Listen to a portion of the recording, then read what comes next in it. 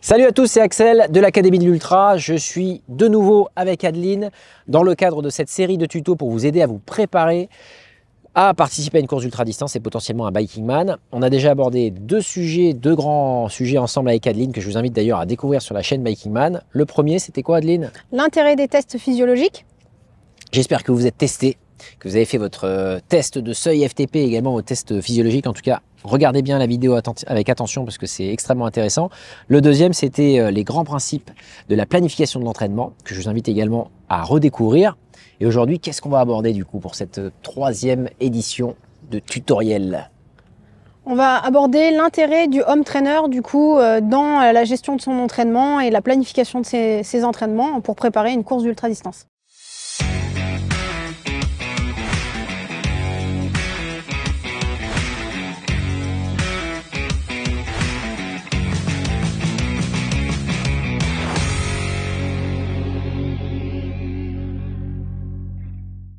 Alors moi là-dessus, je peux pas partager beaucoup d'expérience, ou en tout cas peut-être une mauvaise expérience dans le sens où j'ai découvert le home trainer finalement très tard, puisque dans le cadre de ma préparation à la longue distance et des défis longue distance que je réalise au quotidien, ça fait finalement que 2 ans que j'ai découvert le home trainer.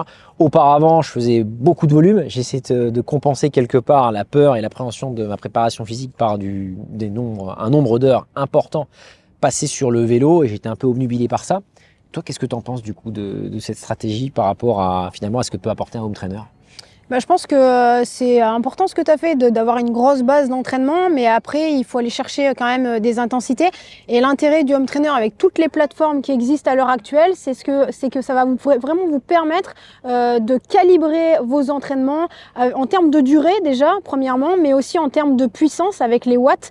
Même ceux qui n'ont pas des capteurs de puissance sur leur vélo vont pouvoir utiliser les séances par exemple sur les différentes plateformes qui existent en fixant un entraînement à tant de watts pendant tant de minutes en fonction exactement de ce que vous voulez faire et de vos points faibles vraiment. Donc ça c'est vraiment super intéressant. Et puis on a toujours la qualité des séances de home trainer puisqu'elles peuvent être très courtes mais vraiment très qualitatives. On peut vraiment chercher du travail qui va vous faire progresser même si vous faites qu'une heure, 1h15. On n'est pas obligé de partir rouler pendant 5 heures pour avoir vraiment un résultat derrière. Et pour le coup, d'ailleurs, moi je peux partager l'exemple du Venezuela, puisque la préparation c'était pas une course, mais c'était quasiment une course que j'ai fait 1000 km avec 15 000 de D+, en moins de 5 jours. Je me suis principalement préparé sur home trainer et j'ai essayé de compenser finalement avec la saison hivernale où c'est un peu compliqué de sortir, par des séances très spécifiques sur le home trainer, avec en plus un outil qui m'a permis d'avoir un cadre avec des variations d'intensité et ainsi de suite. C'est vrai que ça m'a beaucoup aidé pour ça, ouais.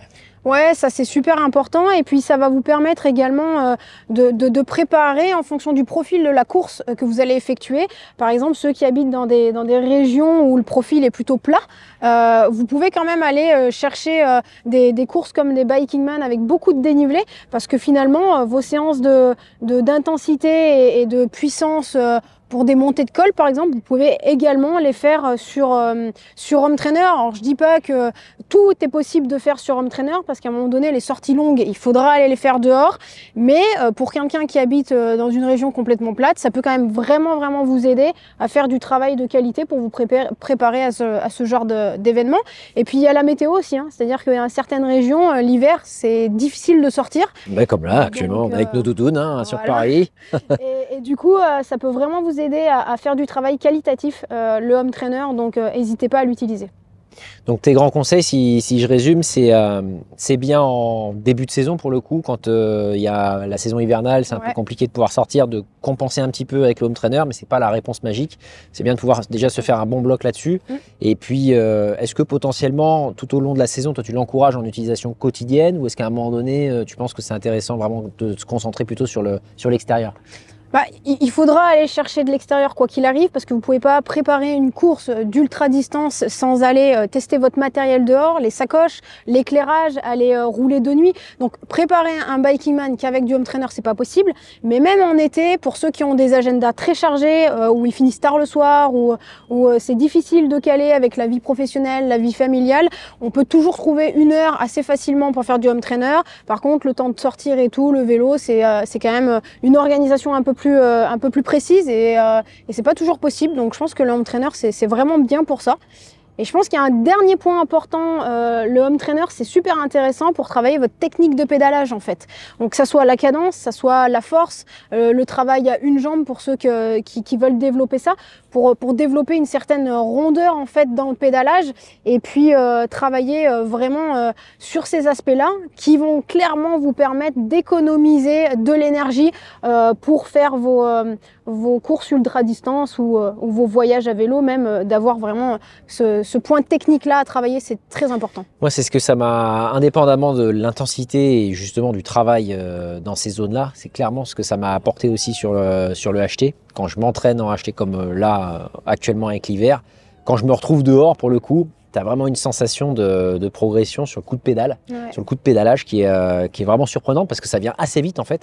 Le fait en plus d'être en prise permanente, est-ce que justement là-dessus tu peux partager, parce que tu parlais de la préparation au dénivelé, à la topographie, au ratio un peu de combien de temps tu passes sur le home trainer et quel est l'équivalent que tu peux avoir en extérieur, parce que souvent les gens ont, je pense, le mauvais réflexe de faire le transfert. Si je passe 1 heure sur le home trainer, c'est équivalent à 1 heure de vélo dehors. Donc si je veux faire une sortie de 5 heures dehors, il faut que je fasse 5 heures sur le home trainer. Qu'est-ce que tu en penses Alors là, il y a une chose qui est importante à comprendre, c'est que sur le home trainer, on ne fait pas de roue libre. Donc du coup, le temps effectif... Tu pédales tout le temps, quoi. Voilà, le temps effectif de la séance va être vraiment le temps effectif de pédalage. Alors que si vous sortez rouler dehors, à un moment donné, en fonction du profil de la route, vous allez forcément faire de la roue libre. Et donc forcément, le temps de pédalage diminue et l'entraînement en conséquence aussi. Donc on a généralement tendance à dire que si on fait 1 heure sur home trainer, ça équivaut à 1h30, 1h45 dehors. Donc du coup, on peut avoir ce que je disais tout à l'heure, des séances beaucoup plus courtes, mais finalement plus qualitatives. Ouais, donc il faut bien adapter le temps que vous passez sur le home trainer en fonction de vos objectifs et pas faire le transfert systémique. Si je dois faire 6 heures d'entraînement dans la semaine dehors, je vais faire 6 heures sur le home trainer parce que c'est pas du tout les mêmes proportions. Moi, par exemple, on habite un peu dans des régions similaires, c'est-à-dire que c'est des régions très montagneuses. Toi, tu es d'Auvergne. Moi, je suis sur la région sud, sur les Alpes-Maritimes exactement. Il y a beaucoup de dénivelé. Aux 100 km, je suis à 1500 voire 1800 mètres de dénivelé en moyenne. Donc, ça veut dire que si je fais une séance de 2 heures, je vais monter 1500 mètres, mais je vais également descendre 1500 mètres. Donc, quelque part, si je passe 1 heure sur le home trainer à faire de l'ascension, je m'entraîne presque plus sur le home trainer que quand je sors 2 heures. J'ai presque un facteur 2, quoi. Ouais, tout à fait. Ça, c'est super intéressant comme retour d'expérience d'Adeline parce que souvent, on a toujours tendance à peut-être trop en faire sur le HT, alors que l'avantage, c'est au contraire de faire vraiment de l'ultra qualitatif, quoi. Exactement, ouais. Et puis encore une fois, ça vous permet de calibrer vraiment une certaine puissance avec des watts précis. Et ce que tu viens de dire avec les profils de nos régions, c'est pas toujours facile, c'est-à-dire que tu vas monter directement, moi également, et si on veut vraiment faire de la basse intensité et développer justement notre endurance de base en période hivernale, et c'est compliqué. Super compliqué, ouais, c'est vrai. Très compliqué, donc on peut se servir du home trainer aussi pour ça. Voilà les amis, j'espère que ce tuto vous a plu et surtout qu'il vous a intéressé. Pensez bien sûr à la rubrique commentaires si vous avez des questions parce que Adeline se fera un plaisir d'y répondre. Adeline, tu peux rappeler à la communauté comment est-ce qu'on peut te suivre et potentiellement te poser des questions également en direct? Sur Instagram, vous pouvez me joindre facilement en cliquant sur AB Coaching 63. Merci en tout cas d'avoir suivi ce tuto. Il y en a d'autres qui vont suivre. Pensez également au précédent puisque c'est une série qui, je l'espère, va vous aider à vous préparer. Pensez également à vous abonner à la chaîne puisque c'est grâce à vous qu'elle grandit. Et puis on se retrouve potentiellement sur le Vercors, sur le 555 Exactement. Vercors, ou sur la finale puisque Adeline aura la chance d'y participer en duo de nouveau sur le Biking Man X. Oui. À bientôt. À bientôt.